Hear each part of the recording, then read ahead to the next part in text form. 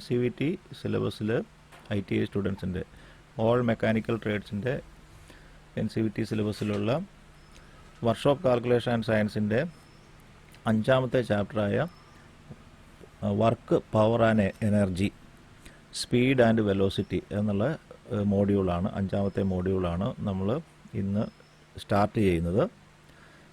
നമ്മൾ ഇന്നത്തെ ദിവസം ഏതാണ്ട് വർക്ക് പവർ എനർജി എന്നുള്ള കൺസെപ്റ്റ് എന്താണെന്ന് നമ്മൾ പഠിക്കും.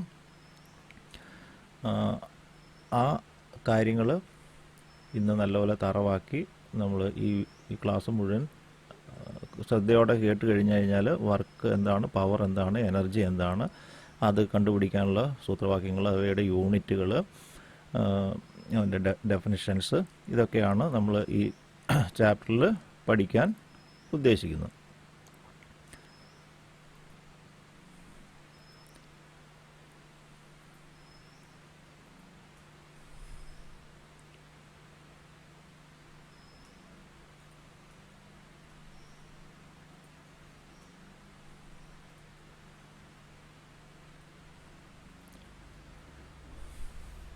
അഞ്ചാമത്തെ ചാപ്റ്ററാണ് work power and energy and speed and velocity. രണ്ട് വ്യത്യസ്ത ടോപ്പിക്കാണ്. വർക്ക് പവർ എനർജി എന്നുള്ള കൺസെപ്റ്റ് നമ്മൾ ഇപ്പോഴും നോക്കാം. ഇനി ജോയിൻ ചെയ്യാൻ വന്നു കഴിഞ്ഞാൽ ജോയിൻ ആക്കാൻ ബുദ്ധിമുട്ടാണ്. ക്ലാസ് കണ്ടിന്യൂ ചെയ്യുന്നതിൻ്റെ ഇടയ്ക്ക്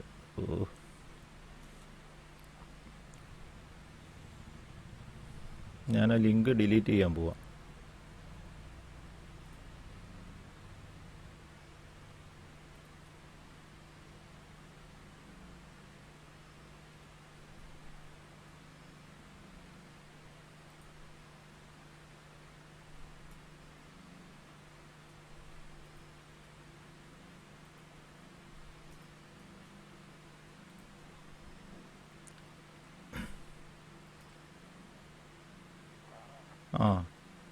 ലെഫ്റ്റ് ആയെങ്കിൽ അവിടെ മെസ്സേജ് ഇട്ടാൽ മതി. അപ്പോൾ വർക്ക് പവർ ആൻഡ് എനർജി എന്താണ്? വർക്ക്, നമ്മൾ വർക്ക് ചെയ്തു, പ്രവൃത്തി ചെയ്തു എന്നൊക്കെ നമ്മൾ പറയാറുണ്ട്. Work is set to be done. Work ചെയ്യാൻ ആവശ്യം എന്താണ്? പ്രവൃത്തി ചെയ്യണമെങ്കിൽ ബലം വേണം, ഫോഴ്സ് വേണം. ഒരു ഫോഴ്സ് ഉപയോഗിച്ചല്ലേ നമ്മൾ ഒരു വർക്ക് ചെയ്യാം, ബലം ഉപയോഗിച്ച്, force. Work is set to be done by a force when its point of application moves in its own direction and is measured by the product of the force and displacement of the force in its own direction. The work is measured by the product of the force applied and the distance through which the body is displaced. Work is equal to force into distance moved. ഒരു വസ്തുവിൽ നമ്മളൊരു ബലം പ്രയോഗിക്കുമ്പോൾ ആ ബലത്തിൻ്റെ അതേ ദിശയിൽ വസ്തു move ചെയ്തെങ്കിൽ അവിടെ പ്രവൃത്തി ചെയ്യപ്പെട്ടു എന്ന് പറയാം. Work is set to be done by a force when the point of application moves its own direction.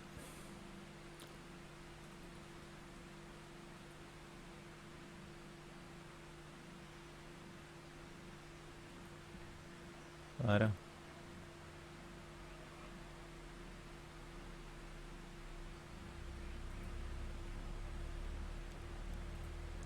ഇപ്പം പ്രവൃത്തി ചെയ്യപ്പെട്ടു എന്ന് പറയുന്നത് നമുക്ക് ആ ഡയറക്ഷനിൽ ഫോഴ്സ് ചെലുത്തുന്ന അതേ ഡയറക്ഷനിൽ ആ വസ്തു മൂവ് ചെയ്തെങ്കിൽ പ്രവൃത്തി ചെയ്യപ്പെട്ടു എന്ന് പറയാം. അപ്പോൾ വർക്ക് സമം force applied into distance moved.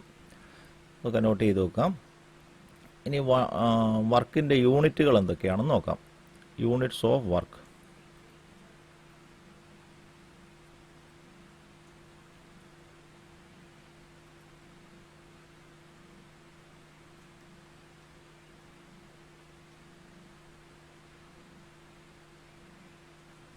കുറച്ച് സൂം ചെയ്ത് കാണിക്കാം. Units of work. Unit of work are the combined unit of force and displacement. Force ഗുണിക്കണം ഡിസ്പ്ലേസ്മെൻറ്റ്, സഞ്ചരിച്ച ദൂരം ആണല്ലോ വർക്ക്. അപ്പം ഫോഴ്സിൻ്റെ യൂണിറ്റും ഡിസ്പ്ലേസ്മെൻറ്റ് ദൂരത്തിൻ്റെ യൂണിറ്റും തമ്മിലുള്ള ഗുണനഫലമാണ് unit of work. Absolute units of work are erg, joule and foot പൗണ്ടൽ.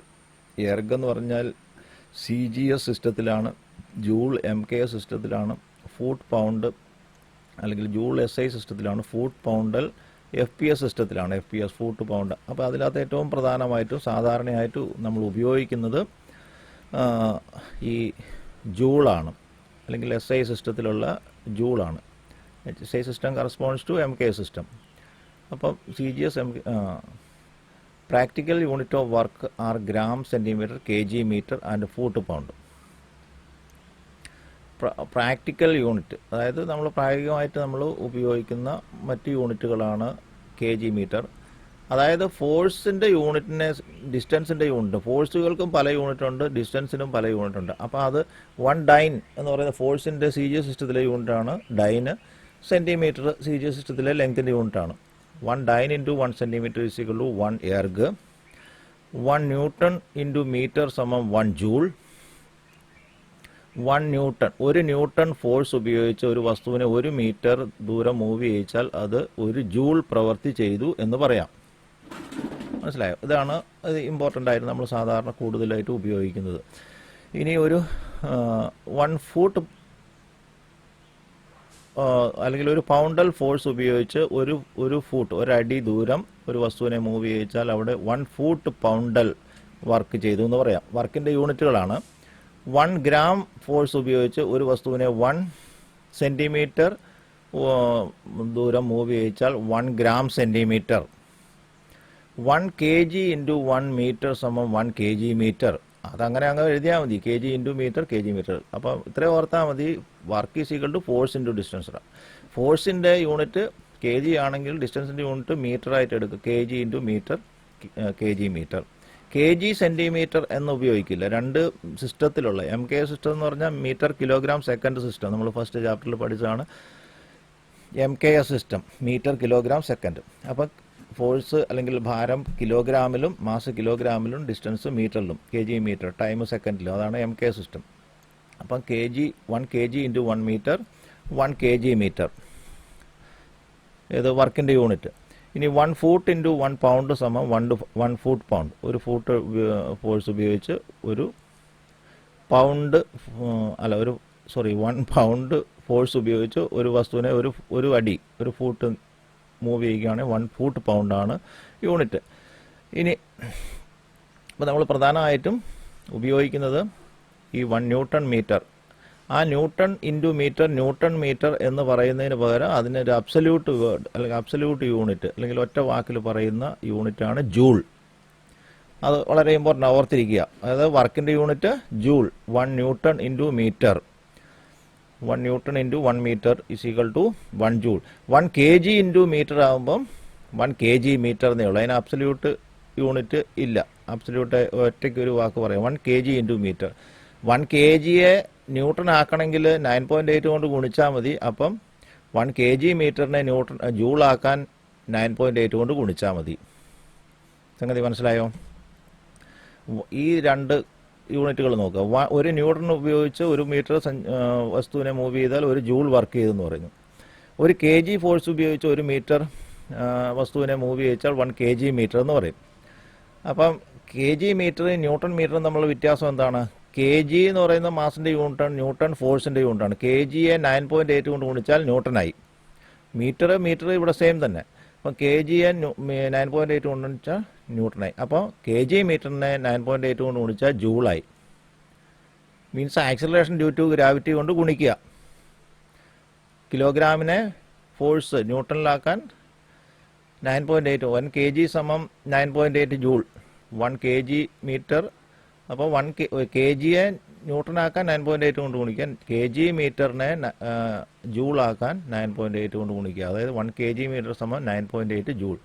1 joule സമം, ഒരു ജൂൾ എന്ന് പറഞ്ഞാൽ 10⁻⁷ എർഗാണ്. എർഗ് എന്ന് പറഞ്ഞാൽ ഡൈൻ സെൻറ്റിമീറ്റർ. ഒരു dyne force gram per centimetre square ആണ് ഫോഴ്സിൻ്റെ unit, gram per centimetre square. അപ്പോൾ ഈ ഡൈനെ ഒരു സെൻറ്റിമീറ്റർ കൊണ്ട് ഗുണിച്ചാൽ എർഗായി.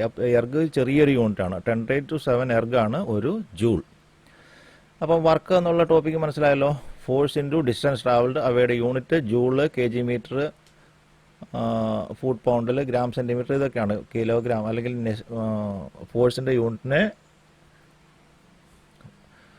ഡിസ്റ്റൻസിൻ്റെ യൂണിറ്റ് കൊണ്ട് മൾട്ടിപ്ലൈ ചെയ്തതാണ് വർക്കിൻ്റെ യൂണിറ്റ്. അതിൻ്റെ അബ്സല്യൂട്ട് യൂണിറ്റ് ന്യൂട്ടൺ മീറ്റർ എന്നുള്ളതിൻ്റെ അബ്സല്യൂട്ട് യൂണിറ്റ് ജൂളാണ്. അപ്പോൾ വർക്കിൻ്റെ സാധാരണ നമ്മൾ കാൽക്കുലേഷനിലൊക്കെ ഉപയോഗിക്കുന്ന ജൂൾ എന്നുള്ള യൂണിറ്റാണ്. ഇനി പവർ എന്താണെന്ന് നോക്കാം. Power of a machine is the rate of doing work or rate at which it can perform work. ഒരു വസ്തുവിൻ്റെ ഒരു മെഷീൻ്റെ പവർ, അല്ലെങ്കിൽ ഒരു ഉപകരണത്തിൻ്റെ പവർ, എന്തിൻ്റെയും പവർ, നിങ്ങളുടെ പവർ, മനുഷ്യൻ്റെ പവർ, അല്ലെങ്കിൽ ഒരു ഹോഴ്സ് പവർ എന്നൊക്കെ പറയുന്നത് work done per unit time. ഒരു നിശ്ചിത സമയത്തിനുള്ളിൽ ചെയ്യാൻ കഴിയുന്ന പ്രവൃത്തിയുടെ അളവിനെയാണ് അതിൻ്റെ പവർ എന്ന് പറയുന്നത്. നല്ല പവറുള്ള മോട്ടറാന്ന് പറഞ്ഞാൽ കുറഞ്ഞ സമയം കൊണ്ട് കൂടുതൽ വർക്ക് ഔട്ട്പുട്ട് കിട്ടും. നല്ല വെള്ളം പമ്പ് ചെയ്യുന്ന പമ്പൊക്കെ അല്ലേ. അപ്പോൾ നല്ല പവറുള്ള പമ്പാന്ന് പറഞ്ഞാൽ കുറഞ്ഞ സമയം കൊണ്ട് കൂടുതൽ വെള്ളം പമ്പ് ചെയ്യുന്നു. നല്ല പവറുള്ള എഞ്ചിനാണ്, നല്ല കാറിൻ്റെ നല്ല പവറുള്ള എഞ്ചിനാണെങ്കിൽ പെട്ടെന്ന് കൂടുതൽ പവർ ചെറിയ സെക്കൻഡ് കൊണ്ട് സ്പീഡ് ആകാൻ പറ്റുന്നു.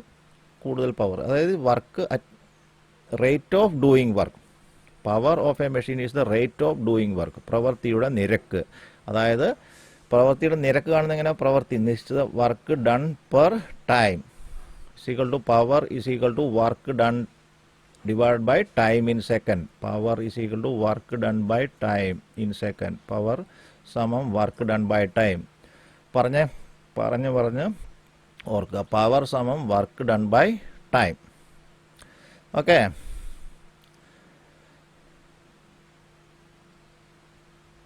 അപ്പോൾ ഇനി പവറിൻ്റെ യൂണിറ്റ് എന്താണെന്ന് നോക്കാം. പവറിൻ്റെ യൂണിറ്റ്സ് ഓഫ് പവർ.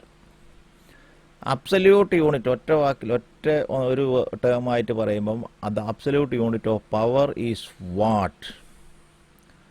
അപ്പോൾ 500 വാട്ട് പവറുള്ള ഒരു മോട്ടോർ, അപ്പോൾ 500 ജൂൾ വർക്ക് ഒരു സെക്കൻഡിൽ ചെയ്യുന്ന മോട്ടർ എന്നാണ് അർത്ഥം.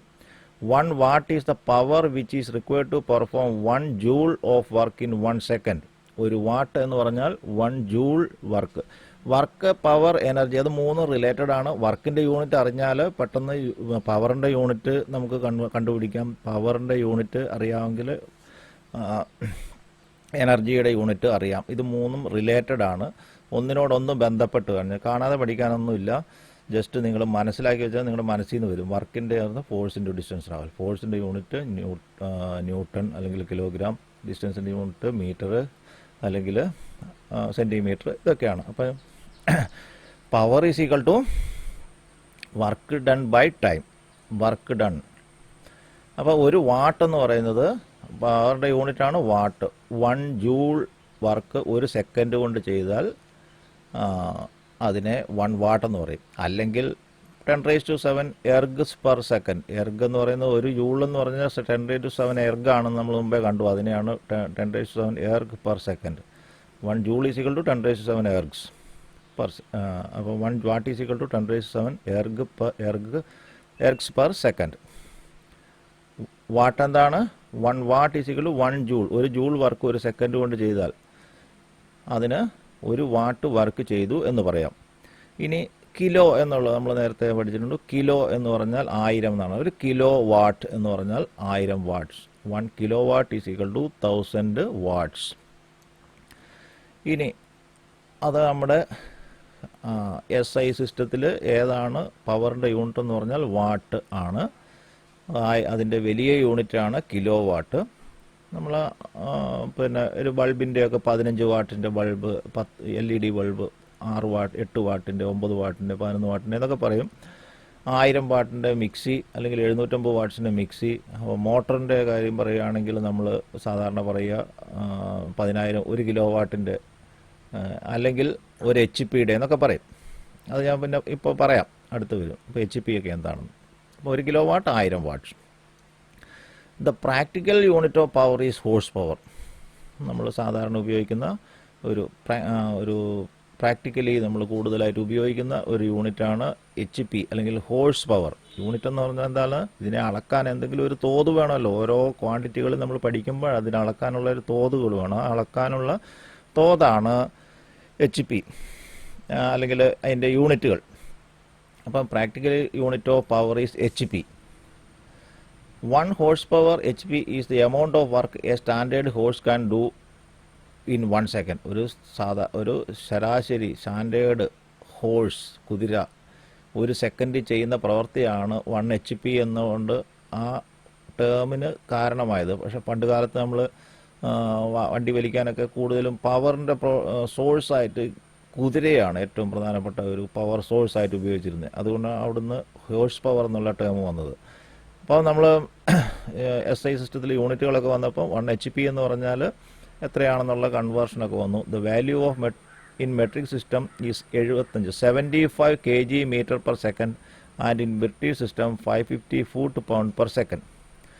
അപ്പം നമ്മൾ വർക്ക് kg മീറ്റർ എന്നെഴുതി പെർ പവർ എന്ന് പറയുമ്പോൾ ഈ ബൈ ടൈം. അപ്പോൾ kg metre 75 kg metre per second അല്ലെങ്കിൽ 550 ഫൂട്ട് പൗണ്ട് പെർ സെക്കൻഡാണ് ഒരു ഹോഴ്സ് പവർ എന്ന് പറയുന്നത്. ഈ 75 എന്നുള്ള ടേം കൃത്യമായിട്ട് ഓർക്കണം. അപ്പോൾ ഒരു HP 2 തരത്തിലുണ്ട്. മെട്രിക് ഹോഴ്സ് പവറും ബ്രിട്ടീഷ് ഹോഴ്സ് പവറും. മെട്രിക് യൂണിറ്റുകളും ബ്രിട്ടീഷ് യൂണിറ്റുകളും നമ്മൾ പഠിച്ചല്ലോ. യൂണിറ്റ്സ് എന്നുള്ള ചാപ്റ്ററിൽ നമ്മൾ പറഞ്ഞിട്ടുണ്ട്. മെട്രിക് HP എന്ന് പറയുന്നത് 735.5 വാട്ട്സ് ആണ്. അതായത് 75 kg metre per second. 75 kg metre per second. അത് ന്യൂട്ടൺ മീറ്റർ പെർ സെക്കൻഡ് ആയ വാട്ട്സായി. അപ്പോൾ kg ന്യൂട്ടൺ ആക്കാൻ എത്രയാണ്? 75 × 9.8. 75 9.8 കൊണ്ട് ഗുണിച്ചാൽ കിട്ടുന്നതാണ് 735.5 വാട്ട്സ്. അല്ലാതെ ഇതൊന്നും കാണാതെ പഠിക്കണ്ട. ഈ 735.5 വാട്ട്സിന് 9.8 കൊണ്ട് ഗുണിച്ചാൽ 75 കിട്ടും. അപ്പോൾ ഒരെണ്ണം അറിയാമെങ്കിൽ മറ്റൊന്ന് നമുക്ക് കണ്ടുപിടിക്കാൻ പറ്റും. അപ്പോൾ ന്യൂട്ടൺ മീറ്റർ പെർ സെക്കൻഡാണ് വാട്ട്സ്. അപ്പോൾ ഒരു HP എന്ന് പറയുന്നത് 735.5 വാട്ട്സ് ആണ്. അത്ര ഓർത്തിരുന്നാൽ മതി വാട്ട്സിൻ്റെ ഡെഫിനേഷൻ. അപ്പോൾ ഇനി 1 HP ബ്രിട്ടീഷ് HP എന്ന് പറഞ്ഞാൽ 550 ഫൂട്ട് പൗണ്ട് പെർ സെക്കൻഡാണ്, അല്ലെങ്കിൽ 746 വാട്ട്സ് ആണ്. ഇത് രണ്ടും കൃത്യമായിട്ടും ബൈഹാർട്ടായിട്ട് തന്നെ പഠിച്ചു വെക്കുക. 1 HP metric is equal to 735.5 watts. 1 HP British is equal to 746 watts. അപ്പോൾ ഈ വാല്യൂകൾ ഓർത്തിരിക്കുക. അതായത് 1 വാട്ട് എന്ന് പറയുന്നത് 1 ജൂൾ പെർ സെക്കൻഡ് ആണല്ലോ. അത് നമ്മൾ മുമ്പേ എഴുതി ഇവിടെ. അത് 1 watt is equal 1 joule per second. ഇനി അപ്പോൾ നമ്മൾ എന്തൊക്കെ പഠിച്ചു? Work and power. ഈ പവറിൻ്റെ നമ്മൾ എൻജിനിലെയൊക്കെ അല്ലെങ്കിൽ ഓട്ടോമൊബൈലിൽ പ്രധാനമായിട്ടും നമ്മൾ 2 തരം ഹോഴ്സ് പവർ ഓഫ് എൻജിനിൽ 2 തരത്തിൽ ആ ഒരു എൻജിൻ്റെ പവർ നമ്മൾ ഇൻഡിക്കേറ്റ് ചെയ്യാറുണ്ട്. ഒന്ന് IHPയും രണ്ട് BHPയും. IHP means indicated horsepower. The following terms are generally used in case of എൻജിൻ്റെ കേസുകളിൽ അല്ലെങ്കിൽ മെഷീൻ്റെ കേസുകളിൽ പവർ പ്രൊഡ്യൂസ് ചെയ്യുന്ന പല പവർ ഹൗസുകളുടെയും അവരുടെ കേസുകളിൽ ഈ 2 ടേമുകൾ നമ്മൾ സാധാരണ ഉപയോഗിക്കാറുണ്ട്. IHPയും BHP. എന്താണ് indicated horsepower? The actual power generated in the engine cylinder is called as indicated horsepower or IHP. Actual power generated in the engine. യഥാർത്ഥത്തിൽ എൻജിനിൽ ഉൽപ്പാദിപ്പിക്കപ്പെടുന്ന പവറാണ് IHP. ഈ BHP അത് തമ്മിലുള്ള വ്യത്യാസം പറയാം. ഇനി BHP എന്താണെന്ന് നോക്കാം. Brake horsepower. എന്താ ബ്രേക്ക് പൊട്ടിയ ഹോഴ്സ് പവർ ആണോ? It has been observed that all the power generated by the engine cylinder is not available for useful work. നമുക്ക് ഒരു എഞ്ചിൻ സിലിണ്ടറിൽ ഉൽപ്പാദിപ്പിക്കുന്ന മുഴുവൻ പവറും നമുക്ക് പ്രവൃത്തി ചെയ്യാനായിട്ട് മുഴുവൻ പവറും പുറത്തേക്ക് കിട്ടില്ല. കിട്ടുമോ? Useful work. This happens because part of it is always utilized in moments of the internal friction of the overcoming of the internal friction of the moving parts of the engine. ഈ എൻജിനിൽ ഉള്ളിൽ ഉൽപ്പാദിപ്പിക്കുന്ന പവറിൻ്റെ ഒരു part internal പാർട്ടുകളുടെ മൂവ്മെൻറ്റിന് അതിൻ്റെ friction overcome ചെയ്യുന്നതിന് വേണ്ടി ചെലവഴിക്കപ്പെടുന്നു. അതായത് engine ഉൽപ്പാദിപ്പിക്കുന്ന ഫോഴ്സിൻ്റെ ഒരു ഭാഗം എൻജിൻ തന്നെ ഉപയോഗിക്കുന്നു. എൻജിൻ്റെ പിസ്റ്റണിനുള്ളിൽ പിന്നെ പെട്രോളോ ഡീസലോ അല്ലെങ്കിൽ ഫ്യൂവൽ ഇഗ്നീറ്റ് ചെയ്ത് ഫ്യൂവൽ ജ്വലിക്കുമ്പോൾ ഉണ്ടാകുന്ന പവർ, അത് ജനറേറ്റ് ചെയ്യുന്ന പവറിൻ്റെ ഒരു ഭാഗം പിസ്റ്റനെ മൂവ് ചെയ്യാനും പിസ്റ്റൺ ക്രാങ്ക് ഷാഫ്റ്റിനെ കറക്കാനും കണക്റ്റിങ് ആ ക്രാങ്ക് ഷാഫ്റ്റ് പിന്നെ ഫ്ലൈ വീലിനെ കറക്കുമ്പോൾ ഫ്ലൈ വീൽ പിന്നെ ഗിയർ ബോക്സിൽ പോയി ഗിയർ ബോക്സിൽ നിന്ന് പിന്നെ പ്രൊപ്പല്ലർ ഷാഫ്റ്റ് വഴി ഫൈനൽ ഡ്രൈവിലൂടെ കടന്ന് വീലിലേക്ക് എത്തുമ്പോൾ ഇവിടെയെല്ലാം കുറേ ലോസ് സംഭവിക്കും. നമുക്ക് അല്ലെങ്കിൽ പോട്ടെ, നമ്മൾ വണ്ടിയുടെ കാര്യം മുഴുവൻ എടുക്കുന്നില്ല, എൻജിനുള്ളിൽ തന്നെ ആണെങ്കിൽ എൻജിനുള്ളിൽ തന്നെ ആ പിസ്റ്റണിൽ ഉണ്ടാകുന്ന അല്ലെങ്കിൽ പിസ്റ്റണിനുള്ളിൽ ഉണ്ടാകുന്ന ജനറേറ്റ് ചെയ്യപ്പെടുന്ന പവറിൻ്റെ ഒരു ഭാഗം പിസ്റ്റൺ മൂവ് ചെയ്യാനുള്ള ഫ്രിക്ഷനായിട്ടും ക്രാങ്ക് ഷാഫ്റ്റ് കറങ്ങാനായിട്ടും അതിൻ്റെ വാട്ടർ പമ്പ് വർക്ക് ചെയ്യിക്കാൻ, ഓയിൽ പമ്പ് വർക്ക് ചെയ്യിക്കാൻ, ഡീസൽ പമ്പ് വർക്ക് ചെയ്യിക്കാൻ, ഇഞ്ചക്ടർ വർക്ക് ചെയ്യിക്കാൻ, പിന്നെ അതുപോലെ വാൽവ് ഓപ്പൺ ചെയ്യാൻ, അതിനൊക്കെ കുറേ പവർ ആ എൻജിനുള്ളിൽ തന്നെ കൺസ്യൂം ചെയ്യുന്നുണ്ട്, കുറേ പവർ ഇല്ലേ. അങ്ങനെ കുറേ നഷ്ടം സംഭവിക്കുന്നു, ലോസ് ഉണ്ടാകുന്നു. ആ ലോസ് കഴിഞ്ഞ് ആ എൻജിനിൽ നിന്ന് പുറത്തേക്ക് കിട്ടുന്ന നെറ്റ് ഔട്ട്പുട്ടാണ് BHP അല്ലെങ്കിൽ ബ്രേക്ക് ഹോഴ്സ് പവർ എന്ന് പറയുന്നത്. അപ്പം brake horsepower indicator horse പവറിൽ നിന്ന് ലോസ് കുറച്ച് കഴിഞ്ഞാൽ കിട്ടുന്ന വാല്യൂ ആണ് BHP. BHP = IHP minus loss. IHP യഥാർത്ഥത്തിൽ എൻജിനുള്ളിൽ ഉൽപ്പാദിപ്പിക്കുന്ന അല്ലെങ്കിൽ ഫ്യൂവലിൻ്റെ വാല്യൂ അതിനെ ജ്വലിക്കുമ്പോൾ അതിൽ നിന്ന് ഉൽപ്പാദിപ്പിക്കപ്പെടുന്ന പവർ, നമ്മൾ തിയററ്റിക്കലി നമുക്ക് കാൽക്കുലേറ്റ് ചെയ്യുന്ന പവറാണ് IHP. അതിൽ നിന്ന് ലോസ് കഴിഞ്ഞിട്ട് ബാക്കി നമുക്ക് കിട്ടുന്നതാണ് BHP, ബ്രേക്ക് ഹോഴ്സ് പവർ. അപ്പോൾ IHP BHP തമ്മിലുള്ള ഡിഫറൻസ് മനസ്സിലായി കാണുമെന്ന് വിശ്വസിക്കുന്നു. യഥാർത്ഥത്തിൽ ഇൻഡിക്കേറ്റഡ് ഹോഴ്സ് പവർ, അതായത് റേറ്റഡ് ഹോഴ്സ് പവർ ഇൻഡിക്കേറ്റ് ചെയ്തിരിക്കുന്ന അതിൻ്റെ അത് ഉൽപ്പാദിപ്പിക്കുന്ന യഥാർത്ഥത്തിൽ ഉൽപ്പാദിപ്പിക്കുന്ന ഹോഴ്സ് പവറാണ് IHP. അതിൽ നിന്ന് നമുക്ക് നെറ്റ് ഔട്ട്പുട്ട് പുറത്തേക്ക് കിട്ടുന്ന പവറാണ് BHP. ഇനി മെക്കാനിക്കൽ എഫിഷ്യൻസി എന്ന് പറഞ്ഞാൽ എഫിഷ്യൻസി ഓഫ് എൻജിൻ അല്ലെങ്കിൽ ഏത് വസ്തുക്കളുടെയും എഫിഷ്യൻസി എന്ന് പറയുന്നത് ഔട്ട്പുട്ട് ബൈ ഇൻപുട്ടാണ്. ഔട്ട്പുട്ട് ബൈ ഇൻപുട്ട്, നമ്മൾ കൊടുക്കുന്നതും നമുക്ക് കിട്ടുന്നതും തമ്മിലുള്ള അനുപാതമാണ് എഫിഷ്യൻസി. അതായത് പിന്നെ നമ്മുടെ പ്രവർത്തനക്ഷമത അല്ലെങ്കിൽ കാര്യക്ഷമത എന്ന് പറയുന്നത് efficiency. The ratio of brake horsepower to indicator horsepower is generally termed as mechanical efficiency. Mechanical efficiency is expressed in പേഴ്സൻറ്റേജിലാണ് മെക്കാനിക്കൽ എഫിഷ്യൻസി സൂചിപ്പിക്കുക. 50%, 60%, 70%, 80% എന്നൊക്കെ പറയും. അതായത് കൊടുക്കുന്നതിൻ്റെ 70% എഫിഷ്യൻസി ഉള്ള ഒരു എൻജിൻ എന്ന് പറഞ്ഞാൽ അങ്ങോട്ട് കൊടുക്കുന്ന IHPയുടെ 70% BHP കിട്ടും. അപ്പം എൻജിനിൽ ഉൽപ്പാദിപ്പിക്കുക IHP എന്ന് പറഞ്ഞാൽ ആ എൻജിൻ്റെ ഇൻപുട്ടാണ്. എൻജിനിലേക്ക് നമ്മൾ കൊടുക്കുന്ന പവർ, എൻജിനിലേക്ക് നമ്മൾ കൊടുക്കുന്ന എന്താണ് പവർ കൊടുക്കുന്നതെന്ന് പറഞ്ഞാൽ ഇന്ധനം കത്തിച്ച് നമുക്ക് ആ എൻജിനിലേക്ക് കൊടുക്കുന്ന പവർ IHP. നമുക്ക് പുറത്തേക്ക് കിട്ടുന്ന ഔട്ട്പുട്ടാണ് ബ്രേക്ക് ഹോഴ്സ് പവർ. ആ എൻജിനിൽ നിന്ന് പുറത്തേക്ക് കിട്ടുന്നതാണ് ബ്രേക്ക് ഹോഴ്സ് പവർ, അതാണ് BHP. അപ്പോൾ BHP ബൈ ഔട്ട്പുട്ട് ബൈ ഇൻപുട്ടാണ് എഫിഷ്യൻസി. എഫിഷ്യൻസി എവിടെ നിങ്ങൾ കാണണമെങ്കിൽ എഫിഷ്യൻസിയുടെ അല്ലെങ്കിൽ കാര്യക്ഷമതയുടെ സൂത്രവാക്യം efficiency is equal to output divide by input. പേഴ്സൻറ്റേജിലാക്കാൻ into 100. Output by input into 100. Output എപ്പോഴും ഇൻപുട്ടിനേക്കാളും കുറവായിരിക്കും. അപ്പോൾ കുറഞ്ഞ സംഖ്യയെ കൂടിയ വലിയ സംഖ്യ കൊണ്ട് ഹരിച്ചാൽ ഒന്നിനേക്കാൾ കുറഞ്ഞ ഒരു സംഖ്യ കിട്ടുക അല്ലേ. ചെറിയ സംഖ്യയെ വലിയ സംഖ്യ കൊണ്ട് കുറിച്ചാൽ 1നെ 2 കൊണ്ട് ഹരിച്ചാൽ കിട്ടുന്നത് 0.5 എന്ന് വെച്ചാൽ 0.5 ഒന്നിനേക്കാളിലും ചെറുതാണ്. അപ്പോൾ 5000നെ 6000 കൊണ്ട് ഹരിച്ചാലും നമുക്ക് ചെറിയൊരു സംഖ്യ കിട്ടും. അപ്പോൾ എഫിഷ്യൻസി 1നേക്കാൾ കുറവ് എന്ന് വെച്ചാൽ അത് പെർസെൻറ്റേജ് ആക്കുമ്പം ഇൻറ്റു 100 ഉണ്ട്. അപ്പോൾ 100ന് എഫിഷ്യൻസി എപ്പോഴും 100നേക്കാൾ താഴെയായിരിക്കും. അല്ലെങ്കിൽ ഔട്ട്പുട്ട് ബൈ ഇൻപുട്ട് 1നേക്കാൾ താഴെയായിരിക്കും, 1നേക്കാൾ ചെറിയൊരു സംഖ്യയായിരിക്കും. അത് നിങ്ങളോട് ജസ്റ്റ് ഞാൻ സാന്ദർഭികമായിട്ട് പറഞ്ഞതേ ഉള്ളൂ. ഓക്കെ, ഇനി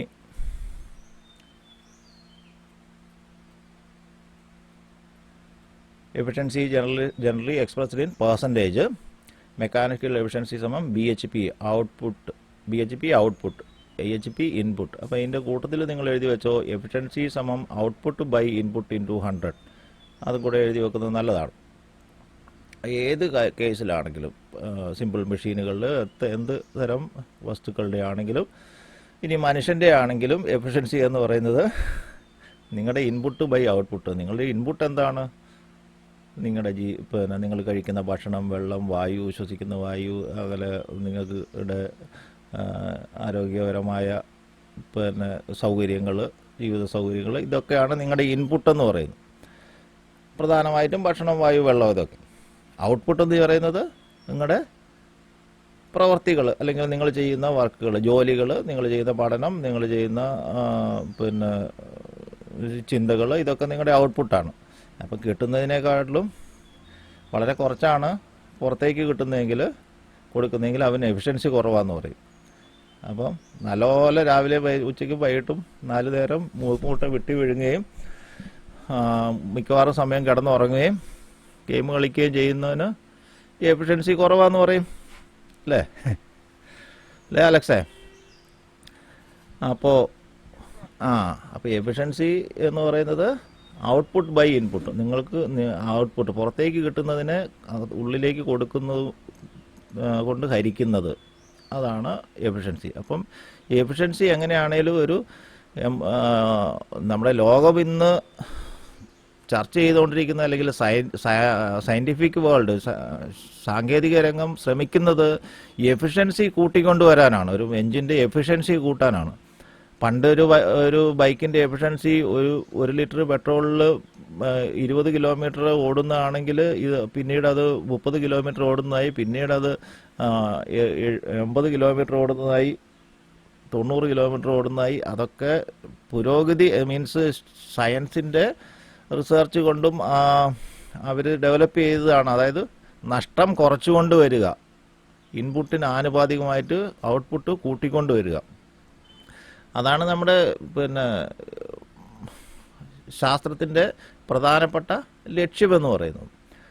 ഇൻപുട്ടിനേക്കാളും കൂടുതൽ എപ്പോഴും ഔട്ട്പുട്ട് കിട്ടാൻ സാധ്യത. ഇൻപുട്ടിനോട് അടുപ്പിച്ചെങ്കിലും കിട്ടുക. വളരെ പിന്നെ എല്ലാ മെഷീനുകളിലും ഈ ലോസ് ഉണ്ടാകുന്നു. അതാണ് ഏറ്റവും വലിയ ഒരു ഡ്രോബാക്ക് എന്ന് പറയുന്നത്. ഒരു എനർജി മറ്റൊരു എനർജിയിലേക്ക് മാറ്റുമ്പോൾ നമുക്ക് കുറേ ലോസ് ഉണ്ടാകുന്നു. ആ ലോസ് പരമാവധി കുറയ്ക്കുക എന്നുള്ളതാണ് ഒരു എഞ്ചിനീയറുടെ, അല്ലെങ്കിൽ ഒരു ടെക്നോളജിസ്റ്റിൻ്റെ, അല്ലെങ്കിൽ ശാസ്ത്ര മേഖലയുടെ പ്രധാനപ്പെട്ട ലക്ഷ്യമെന്ന് പറയുന്നത്. ഇനി മൂന്നാമത്തെ നമ്മുടെ term energy. Energy of a body is its capacity to do work. ഒരു വസ്തുവിൻ്റെ എനർജി എന്ന് പറയുന്നത് അതിന് പ്രവൃത്തി ചെയ്യാനുള്ള കഴിവിനെയാണ് എനർജി എന്ന് പറയുന്നത്. പ്രവൃത്തി ചെയ്യാനുള്ള കഴിവ്, capacity to do work, energy. പ്രവൃത്തി ചെയ്യാൻ കഴിയുന്ന എന്തിനും എനർജി ഉണ്ട്. ഒരു കല്ലെടുത്തെറിഞ്ഞാൽ അത് ചെന്ന് കൊള്ളുന്നിടത്ത് അവിടെ ഒരു ഭാഗം കുഴിയും, അല്ലെങ്കിൽ അവിടെ എന്തെങ്കിലും ഡാമേജ് ഉണ്ടാവും. അത് അവിടെ ഒരു പ്രവൃത്തി ചെയ്യപ്പെട്ടു. അപ്പോൾ ആ എറിഞ്ഞ കല്ലിന് പ്രവൃത്തി ചെയ്യാൻ കഴിയും. അതിന് എനർജി ഉണ്ട്. മുകളിൽ നിന്ന് താഴോട്ട് വീണ ഒരു വസ്തുവിന് താഴെ എടുത്തുമ്പോൾ അത് വസ്തുവിൽ ഹിറ്റ് ചെയ്യുന്നു. അതിന് എനർജി ഉണ്ട്. അപ്പോൾ എൻജിനിൽ ഇന്ധനം കത്തിച്ച് അതിൻ്റെ അകത്ത് പവർ ഉൽപ്പാദിപ്പിക്കുമ്പോൾ ആ എൻജിനിൽ ഒരു പ്രവൃത്തി ചെയ്യാൻ സാധിക്കും. എന്തെങ്കിലും ഒരു വർക്ക്, വണ്ടിയെ വലിച്ചുകൊണ്ട് മൂവ് ചെയ്യിക്കാൻ സാധിക്കും, പിസ്റ്റനെ മൂവ് ചെയ്യിക്കാൻ സാധിക്കും. അപ്പോൾ അവിടെയെല്ലാം ആ എൻജിന് ഒരു എനർജി ഉണ്ടെന്ന് പറയാം. മോട്ടർ കറങ്ങുന്നു, അതൊരു പ്രവൃത്തിയാണ്. അതിന് പ്രവൃത്തി ചെയ്യാൻ കഴിയുന്നതിന് ഉള്ള കപ്പാസിറ്റിയാണ് എനർജി എന്ന് പറയുന്നത്. A system can have its energy in various forms, such as electrical, mechanical, heat, chemical, atomic energy, etc. Energy പല രൂപത്തിലുണ്ട്. ഒരു സിസ്റ്റത്തിൽ പല രൂപത്തിലുണ്ട്. Mechanical energy, electrical energy, chemical energy, heat energy, atomic energy. Atomic energy കൊണ്ട് പ്രവർത്തിക്കാൻ ചെയ്യും. Chemical energy കൊണ്ട് ബാറ്ററിയിൽ നിന്ന് ഇലക്ട്രിസിറ്റി ഉണ്ടാക്കുന്നു. സെല്ല് സ്റ്റോറേജ് സെല്ല്, അല്ലെങ്കിൽ ഡ്രൈ സെല്ല്, ഇതിലൊക്കെ കെമിക്കൽ എനർജി കൊണ്ട് ഇലക്ട്രിസിറ്റി ഉണ്ടാകുന്നു. അപ്പോൾ ഹീറ്റ് എനർജി, ചൂടാക്കിയിട്ട് ഹീറ്റിന് പ്രവൃത്തി ചെയ്യാൻ സാധിക്കുന്നു. ചൂടാക്കിയ വെള്ളം തിളയ്ക്കുമല്ലേ, അതൊരു പ്രവൃത്തിയാണ്. അല്ലെങ്കിൽ ചൂടാക്കിയിട്ട് ഹീറ്റ് എൻജിൻ, ചൂടാക്കി നീരാവി ഉണ്ടാക്കി അതുകൊണ്ട് എൻജിൻ വർക്ക് ചെയ്യുന്ന എൻജിൻ ഹീറ്റ് എൻജിൻ. അല്ലെങ്കിൽ ഇന്ധനം പെട്രോൾ കത്തിച്ചിട്ട് ചൂടാണ് ഉണ്ടാകുന്നത്. അതുകൊണ്ടാണ് എഞ്ചിൻ പ്രവർത്തിക്കുന്നത്. അതും ഹീറ്റ് എഞ്ചിനാണ്. പെട്രോൾ എഞ്ചിനോ ഡീസൽ എഞ്ചിനോ ഇതെല്ലാം ഹീറ്റ് എഞ്ചിനാണ്. അപ്പോൾ മെക്കാനിക്കൽ പവറുകൾ മുമ്പേ പറഞ്ഞ പോലെ ഒരു കല്ല് താഴേക്ക് ഇട്ട് കഴിഞ്ഞാൽ ആ കല്ലിന് പ്രവർത്തിക്കാൻ സാധിക്കും. അത് മെക്കാനിക്കൽ എനർജിയാണ്. ഇലക്ട്രിക്കൽ എനർജി, ഇലക്ട്രിസിറ്റി കൊണ്ട് ഒരു മോട്ടറിനെ കറക്കാൻ സാധിക്കും. അത് ഇലക്ട്രിക്കൽ എനർജിയാണ്. അപ്പോൾ പ്രവൃത്തി ചെയ്യാൻ കഴിയുന്ന എല്ലാത്തിനും എനർജി എന്ന്. സോളാർ എനർജി, നമ്മൾ പ്രകാശത്തിൽ നിന്ന് നമ്മൾക്ക് കറണ്ട് ഉൽപ്പാദിപ്പിക്കാൻ സാധിക്കും. അത് സോളാർ എനർജിയാണ്. കറണ്ട് ഉൽപ്പാദിപ്പിച്ച് നമുക്ക് അതുകൊണ്ട് പ്രവൃത്തി ചെയ്യാം. അല്ലെങ്കിൽ സോളാർ ലൈറ്റ് കൊണ്ട് എനർജി കൊണ്ട് നേരിട്ട് നമുക്ക് വെള്ളം ചൂടാക്കാം. അതൊക്കെ ഒരു പ്രവൃത്തിയാണ്. അപ്പോൾ എനർജി ഉള്ള അല്ലെങ്കിൽ പ്രവൃത്തി ചെയ്യാൻ സാധിക്കുന്ന എന്തോന്നോ അതാണ് energy. Energy of the body, ആ വസ്തുവിന് energy of the body is capacity four doing work. പ്രവൃത്തി ചെയ്യാൻ കഴിവുള്ള എന്തോ ഒന്നാണ് ഒരു വസ്തുവിന് എനർജി എന്ന് പറയുന്നു. ആ വസ്തുവിന് പ്രവൃത്തി ചെയ്യാൻ സാധിക്കുന്നുവെങ്കിൽ അതിന് എനർജി ഉണ്ടെന്ന് പറയാം, മറ്റൊരു വാക്കിൽ പറഞ്ഞാൽ. ഇനി പ്രത്യേകിച്ച് ഒരു പ്രധാനപ്പെട്ട നോട്ടാണ്, energy of one form can be transformed into another form but cannot be created or destroyed. If one form of energy disappears, it appears in another form. This principle is known as law of conservation of energy. Urja Samrakshana Niyamam, law of conservation of energy. Energy can neither created or destroyed. One form of energy can be transformed into another form. അതാണ് ഊർജ സംരക്ഷണ നിയമം അല്ലെങ്കിൽ law of conservation energy എന്ന് പറയുന്നത്. ഒരു രൂപത്തിലുള്ള എനർജിയെ മറ്റൊരു രൂപത്തിലേക്ക് മാറ്റാനേ സാധിക്കുകയുള്ളൂ. ഒരു എനർജിയെ നിർമ്മിക്കാനോ പുതിയതായിട്ട് നിർമ്മിക്കാനോ നശിപ്പിക്കാനോ സാധിക്കില്ല. ഒരു സ്ഥലത്ത് ഒരു എനർജി അപ്രത്യക്ഷമാകുമ്പോൾ അത് മറ്റൊരു അല്ലെങ്കിൽ അത് മറ്റൊരു ഫോമിൽ അത് പ്രത്യക്ഷമാകുന്നു. അപ്പോൾ എനർജി എന്ന് പറയുന്നത് നമുക്ക് ഈ ലോകത്ത് എവിടുന്ന്, ഒരു ഫാക്ടറിയിലും ഒരു വർക്ക്ഷോപ്പിലും ഒരു എന്താണ് പറയുക, ഒരു പള്ളിയിലും അല്ലെ ഒരു എവിടെയും നമ്മൾ എന്ത് ചെയ്തിട്ടും പുതിയതായിട്ട് ഒരു എനർജിയെ ഉൽപ്പാദിപ്പിക്കാൻ സാധിക്കില്ല. എനർജി, ഒരു രൂപത്തിലുള്ള എനർജിയെ മറ്റൊരു രൂപത്തിലേക്ക് മാറ്റാനേ പറ്റുള്ളൂ. അല്ലെങ്കിൽ ഒരു എനർജി ഒരിടത്ത് നഷ്ടപ്പെടുമ്പോൾ അത് മറ്റൊരു രൂപത്തിൽ അല്ലെങ്കിൽ അവിടെ ഡിസപ്പിയർ ചെയ്യുമ്പോഴും അപ്രത്യക്ഷമാകുമ്പോഴും അതൊരു മറ്റൊരു രൂപത്തിൽ അവിടെ പ്രത്യക്ഷമാകുന്നു. കറണ്ട് അവിടെ കൺസ്യൂം ചെയ്യുമ്പോൾ അപ്രത്യക്ഷമാകുന്നു. അത് മോട്ടറിൽ കറക്കമായിട്ട് അല്ലെങ്കിൽ മെക്കാനിക്കൽ എനർജി ആയിട്ട് അല്ലെങ്കിൽ ഹീറ്റ് എനർജി ആയിട്ടൊക്കെ പുറത്തേക്ക് വരുന്നു. ഒറ്റ എനർജി ആയിട്ട് മാത്രമല്ല, മോട്ടർ കറങ്ങുമ്പോൾ കുറച്ച് ചൂടും ഉണ്ടാകുന്നു, അതൊരു എനർജിയാണ് അല്ലേ. ഇപ്പോൾ നമുക്ക് മോട്ടർ കറങ്ങിയിട്ട് മെക്കാനിക്കൽ എനർജിയാണ് കിട്ടേണ്ടത്. ആ മെക്കാനിക്കൽ എനർജിക്ക് പകരം കുറച്ച് ഹീറ്റും കൂടി ഉണ്ടാകുന്നു. അപ്പോൾ ആ ഹീറ്റ് ശരിക്കും പറഞ്ഞാൽ നമുക്ക് അവിടെ നഷ്ടമാണ്. അവിടെ ഹീറ്റ് അധികം ഉണ്ടാകാതെ മുഴുവനായിട്ടും മെക്കാനിക്കൽ എനർജി ആയിട്ട് കൺവേർട്ട് ചെയ്ത് കിട്ടുവാണെങ്കിൽ നമുക്ക് ഏറ്റവും നല്ലത്.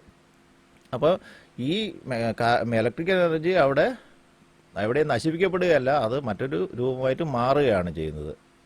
അപ്പോൾ സൂര്യൻ്റെ ചൂട് നമ്മൾ ഭൂമിയിൽ അടിക്കുന്നുണ്ട്, അത് സോളാർ എനർജി. അത് കുറേ നമ്മൾ ചൂടായിട്ടും വായു, വെള്ളം ഇതൊക്കെ ചൂടായി പ്രകാശമായിട്ട് അതൊക്കെ നമ്മുടെ ഇവിടെ ഇവിടെ മാറ്റപ്പെടുകയാണ് ചെയ്യുന്നത്. അല്ലെങ്കിൽ എൻജിനിനകത്ത് നമ്മൾ കൊടുക്കുന്ന ഹീറ്റ് എനർജി അത് മെക്കാനിക്കൽ എനർജി ആയിട്ട് മാറ്റപ്പെടുകയാണ് ചെയ്യുന്നത്. അവിടെ നശിച്ചു പോകുന്നില്ല. ആ ഹീറ്റ് എനർജി ഉണ്ടാകുന്നത് കുറേ വെള്ളം ചൂടാകുന്നു, അതിൻ്റെ അകത്ത് കൂളൻറ്റിലേക്ക് അത് ചൂടാകുന്നു, അങ്ങനെ കുറേ പലതരത്തിൽ കൺവേർട്ട് ചെയ്യപ്പെട്ടു പോവുകയാണ്. കുറേ നമ്മൾ ആ എൻജിനിൽ ഉൽപ്പാദിപ്പിക്കുന്ന കുറേ പവർ ഉപയോഗിച്ച് ഡൈനാമോ വർക്ക് ചെയ്യിച്ച് വണ്ടിക്ക് ആവശ്യമായ കറണ്ട് ഉൽപ്പാദിപ്പിക്കുന്നു. അങ്ങനെ കുറേ ആയിട്ട് കൺവേർട്ട് ചെയ്യപ്പെട്ടു പോവുകയാണ് ചെയ്യുന്നത്. അപ്പോൾ എനർജി പുതിയതായി നിർമ്മിക്കാനോ നശിപ്പിക്കാനോ സാധിക്കില്ല. ഒരു രൂപത്തിലുള്ള എനർജിയെ മറ്റൊരു രൂപത്തിലേക്ക് മാറ്റാനേ സാധിക്കുകയുള്ളൂ. അതാണ് law of conservation of energy. ഇതൊക്കെ നോട്ട് എഴുതി വെക്കണം കേട്ടോ, അണ്ടർലൈൻ ചെയ്തൊക്കെ പ്രത്യേകിച്ച്. അപ്പോൾ ഇനി എനർജി എന്ന് പറഞ്ഞാൽ എനർജി കാണാനുള്ള formula energy is equal to power multiplied by time. പ്രവൃത്തി ചെയ്യാനുള്ള കഴിവ്, കപ്പാസിറ്റി ടു ഡു വർക്ക്. അപ്പോൾ പ്രവൃത്തി എത്ര സമയം ചെയ്തു എന്നതിനനുസരിച്ച് എനർജി കൂടുതലുണ്ടെന്ന് നമുക്ക് പറയാം. പവർ ഇൻറ്റു ടൈം, എനർജി സമം പവർ ഇൻറ്റു ടൈം. അപ്പോൾ പവർ എന്ന് പറയുന്നത് വർക്ക് ഡൺ ബൈ ടൈമാണ്. ഇൻറ്റു ടൈം ആകുമ്പം പവർ സമം work done by time into time ആകുമ്പോൾ ടൈമിൻ്റെ യൂണിറ്റ് പോയി, അല്ലെങ്കിൽ പവറിൻ്റെ യൂണിറ്റ് പോയി. അതായത് എനർജിയുടെ യൂണിറ്റ് ജൂളാണ്. എനർജിയുടെ യൂണിറ്റ് എപ്പോഴും അല്ലെങ്കിൽ വർക്കിൻ്റെ യൂണിറ്റ് തന്നെയാണ് എനർജിയുടെ യൂണിറ്റ്. എനർജിയുടെ യൂണിറ്റ് വർക്കിൻ്റെ യൂണിറ്റ് തന്നെയാണ്. Work done by time into time, അപ്പം വർക്ക് ഡണ്ണിൻ്റെ യൂണിറ്റ് തന്നെയാണ് എനർജിയുടെ യൂണിറ്റ്. ഇനി യൂസ് ഓഫ് എനർജി, എനർജിയെക്കുറിച്ച് നമ്മൾ കൂടുതൽ പഠിക്കും. പിന്നെ ഇലക്ട്രിക്കൽ എനർജിയുടെ അതിൻ്റെ യൂണിറ്റുകളൊക്കെ വേറെ ഉണ്ട്. അപ്പോൾ അതുകൊണ്ടാണ് അത് കൂടുതൽ ഇവിടെ വിശദീകരിക്കാത്തത്. Use of energy, energy of any form may be transformed into mechanical energy to do a mechanical work. For example, in heat engine, heat energy is converted into mechanical energy. In moving the pistons and mechanical work is done during vehicles, pumps, etc. in such a way that electrical energy supplied to a lathe is transformed to mechanical energy in rotating the spindle, and mechanical work is doing in turning a job. നമ്മൾ മുമ്പേ പറഞ്ഞ ഉദാഹരണങ്ങൾ, എൻജിനിൽ കൊടുക്കുന്ന heat energy നമുക്ക് പിന്നെ വാഹനങ്ങളുടെ മൂവ്മെൻറ്റിനും പമ്പുകളുടെ പ്രവർത്തനത്തിനും ഒക്കെ ഉപയോഗിക്കുന്നു. അതുപോലെ ഒരു ലെയ്ത്ത് മെഷീനിൽ കൊടുക്കുന്ന ഇലക്ട്രിക്കൽ എനർജി അത് മോട്ടറിൽ കൊടുത്തത് മോട്ടർ കറക്കി മറ്റേ ലെയ്ത്തിൻ്റെ സ്പിൻഡിലും ഇതൊക്കെ കറങ്ങാൻ വേണ്ടി മെക്കാനിക്കൽ എനർജി ആയിട്ട് മാറ്റപ്പെടുന്നു. അപ്പോൾ 10:50. ഓക്കെ, ഇന്നിതുപോലെ ഇനി മെക്കാനിക്കൽ എനർജി രണ്ടായിട്ട് ക്ലാസിഫൈ ചെയ്തിട്ടുണ്ട്. പൊട്ടൻഷ്യൽ എനർജിയും കൈനറ്റിക് എനർജിയും. അപ്പോൾ അത് നമുക്ക് കുറച്ചുകൂടി വിശദമായിട്ട് പറയേണ്ടതുണ്ട്. അപ്പോൾ അത് നമുക്ക് അടുത്ത ക്ലാസ്സിൽ എഴുതാം. അപ്പം work power into time, power watts time into time, power into time. അപ്പോൾ പവറിൻ്റെ യൂണിറ്റ് ഇൻറ്റു ടൈം. അതെപ്പോഴും നമ്മൾ പവർ സമം വർക്ക് ഡൺ ബൈ ടൈം ആണല്ലോ. Work done by time into time എന്ന് പറയുമ്പം ബൈ ടൈം ഇൻറ്റു ടൈം അത് ക്യാൻസൽ ആകും. അപ്പോൾ പവറിൻ്റെ യൂണിറ്റ് വരുമ്പോൾ എനർജിയുടെ യൂണിറ്റ് തന്നെയാണ്. ഈ പവറിന് പകരം നമ്മൾ വർക്ക് ഡൺ ബൈ ടൈം എന്ന് എഴുതി, ഇൻറ്റു ടൈം എന്ന് എഴുതി. അപ്പോൾ ടൈമും ക്യാൻസലായി. അപ്പോൾ എനർജിയുടെ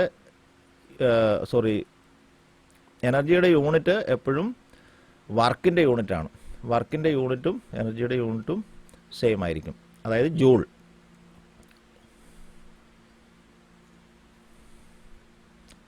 വർക്ക് ഡൺ ജൂളല്ലേ യൂണിറ്റ്. ഓക്കെ.